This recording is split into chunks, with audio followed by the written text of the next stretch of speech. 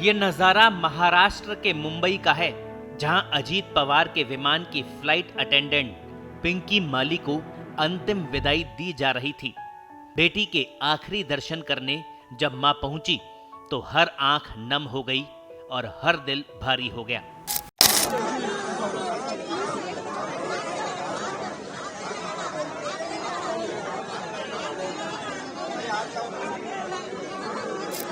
आसमान में उड़ानों का सपना देखने वाली फ्लाइट अटेंडेंट पिंकी माली आज उसी आसमान से हमेशा के लिए दूर चली गई।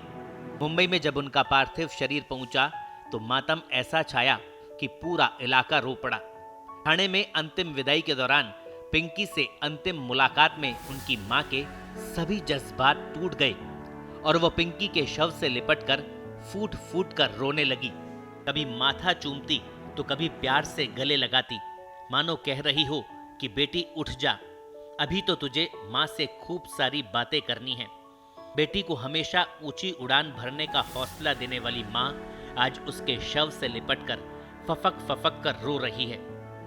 परिवार के मुताबिक 29 साल की पिंकी माली एक साधारण परिवार से निकलकर असाधारण सपने देखने वाली लड़की थी, जिसने मेहनत, संघर्ष और हौसले के दम पर फ्लाइट अटेंडेंट बनने का सपना पूरा किया। घर की जिम्मेदारियों को कंधों पर उठाकर माँ बाप की आंखों में चमक बनकर जी रही थी पिंकी। रिश्तेदार बताते हैं कि पिंकी बचपन से ही बेहद जिम्मेदार और जिंदा दिल थी। हर किसी की मदद के लिए हमेशा आगे रहती थी। आज वही लोग खामोशी में डूबे हैं।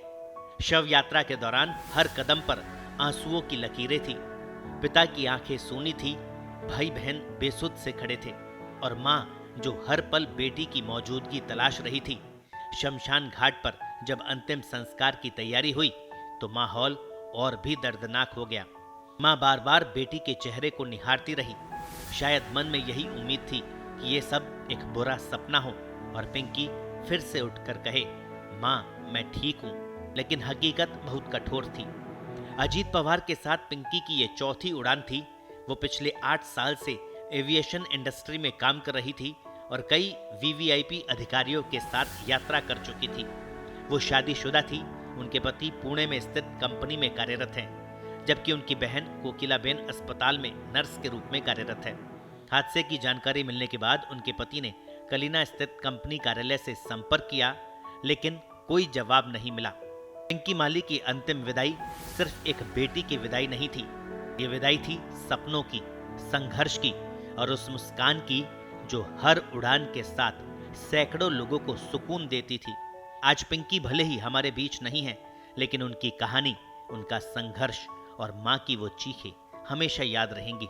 एक उड़ान जो अधूरी रह गई और एक माँ जिसकी गोद हमेशा के लिए सूनी हो गई। ब्यूरो रिपोर्ट, पत्रिका। देश दुनिया की ताजा खबरें और वीडियोस के लिए अभी डाउनलोड करें पत्रिका ऐप।